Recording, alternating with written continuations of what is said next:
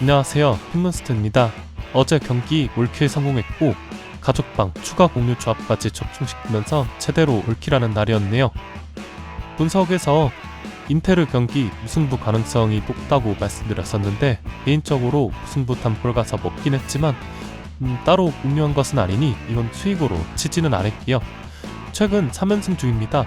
오늘 경기들도 느낌 괜찮은데 꼭 4연승 성공해서 진짜 이번 주 대박 한번 제대로 쳐보고 싶네요. 그럼 오늘 경기 분석 시작합니다. 첫 번째 경기는 라치오와 보데글림트의 경기입니다. 지난 1차전 보데글림트 원정에서 2대0 패배를 기록한 라치오는 홈에서 골 차이를 뒤집을 수 있을까요? 라치오의 마르코 바로니 감독은 이번 시즌 라치오의 지붕을 잡아 현재 리그에서 6위로 다음 시즌 챔피언스 리그 진출권을 두고 치열한 경쟁을 펼치고 있으며 유로파 리그는 8강 진출에 성공시켰습니다. 바로니 감독의 감독 커리어를 돌아보면 사실 라치오가 바로니 감독 커리어에서 가장 높은 레벨의 팀이고 그렇다 보니 리그 상위권 경쟁과 유럽 대항전 토너먼트에 대한 경험은 부족, 아니 전무했습니다. 저는 지금 라치오가 큰 기로에 놓여있다고 생각하는데 리그와 유로파 리그 두 마리 토끼를 다 잡는 것은 어쩌면 불가능할지도 모르겠다는 생각이 듭니다. 지난 1차전 라치오는 노르웨이 원정에서 말 그대로 돌전을 펼쳤습니다. 시즌 통틀어 가장 좋지 못한 경기력이었고 1차전에서 골차밖에 벌어지지 않았던 것을 큰 행운이라 생각해야 할 정도로 경기력 차이가 컸어요. 원래라면 보데가 4골 이상은 넣었어도 전혀 이상하지 않았던 그런 경기 내용이었죠. 라치오는 이번 8강 토너먼트 일정 사이에 같은 지역을 연고로 하는 최대 라이벌 팀인 AS 로마와의 일정이 있습니다. 라이벌 더비일 뿐 아니라 두 팀 모두 상위권 경쟁을 하는 팀들이었기 때문에 최고 전력으로 맞설 수밖에 없었죠. 결과는 1대1 무승부였습니다. 이날 라치오의 세트피스가 상당히 날카롭고 특히 세트피스 상황에서 로마뉴리의 움직임이 좋았었는데요. 두 번의 좋은 헤더를 시도했고 그중 하나는 득점으로 연결되나 친정팀 필수를 받았습니다. 하지만 오픈플레이 상황에서 빈 공이 이어졌고 결국 70분경 소울레의 엄청난 중거리 슈팅이 실점하면서 1대1 무승부를 기록했죠. 반면 보데글림트는 지난 1차전 이후 푹 쉬고 라치오 원정을 떠납니다. 토너먼트에선 분위기만 탄탄한 2골차 혹은 3골차도 뒤집을 수 있습니다. 보데로선 2골을 앞서 있긴 하지만 한 골만 실점한다면 라치오의 분위기를 올릴 수 있기 때문에 조심해야 합니다. 그렇다면 홈팀 라치오의 사기를 떨어뜨릴 수 있는 가장 좋은 방법은 추가 득점입니다.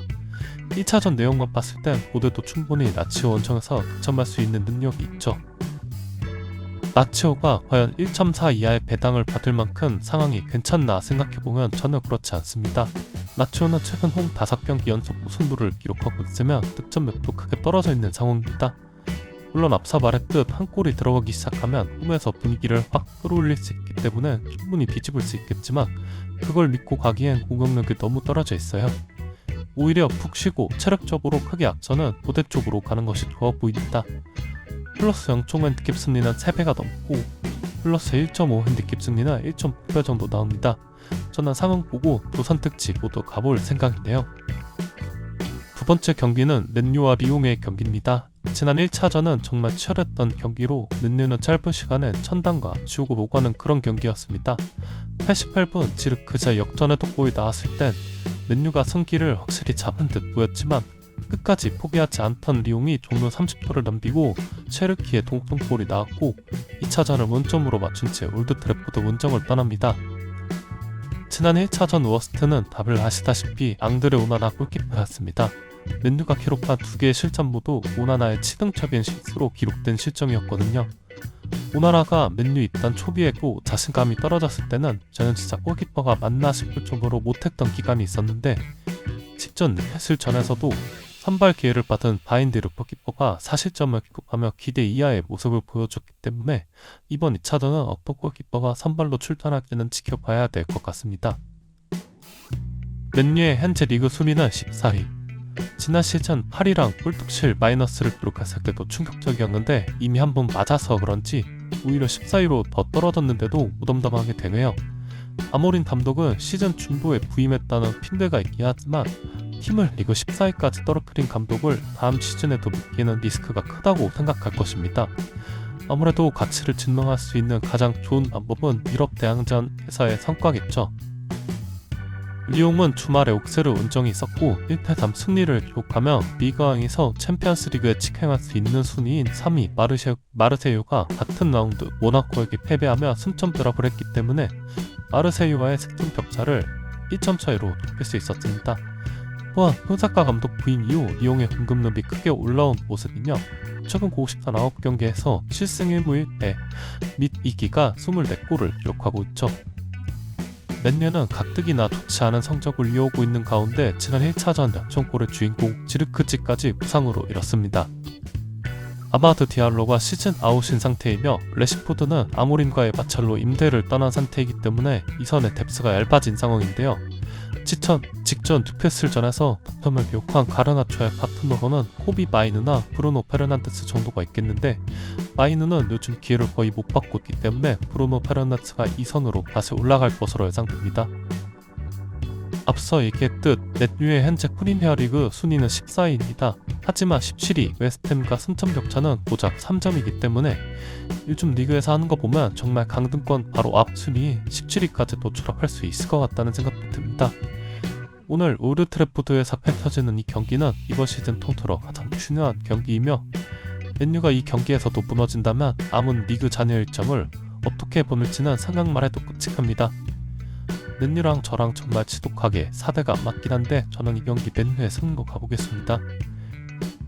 세 번째 경기는 프랑크푸르트와 토트넘의 경기입니다. 저는 지난 1차전 토트넘에게 있어 이번 시즌 통틀어 가장 중요한 매치업이라고 얘기했고 홈 경기이기 때문에 토트넘의 승리에 강승부를 가겠다고 했습니다. 결과는 1대1 무승부가 나오면서 실패했죠. 전체적인 경기 양상은 토트넘이 확실히 홈 이점을 살려서 우세한 경기를 했지만 골대 두 방이 불운이 따르면서 점수 차이를 벌려는 데 실패했어요. 토트넘은 최근 유럽 대항전에서 치른 독일 원정 7경기에서 6패를 기록했습니다. 독일 원정에서 항상 좋지 못한 경기력을 보이기도 했었고 2차전에 토트넘이 받을 압박감은 매우 커졌습니다.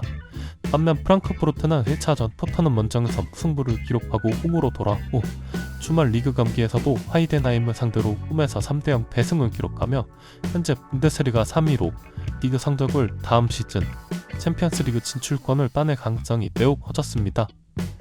또한 프랑크푸르트는 최근 홈에서 치른 공식전 4경기에서 3연승을 기록 중이며 이 기간 11골을 득점했고 2번의 클리시트 경기를 만들며 단 1실점밖에 기록하지 않는 좋은 기록을 이어오고 있습니다.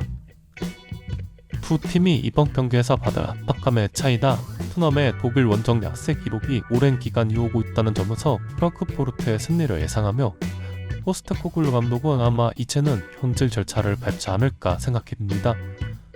또한 포스텍 감독의 스타일을 생각했을 때 실점하기 시작한다면 더욱 공격적으로 나서려고 하기 때문에 2.5보다 함께 추천드릴게요.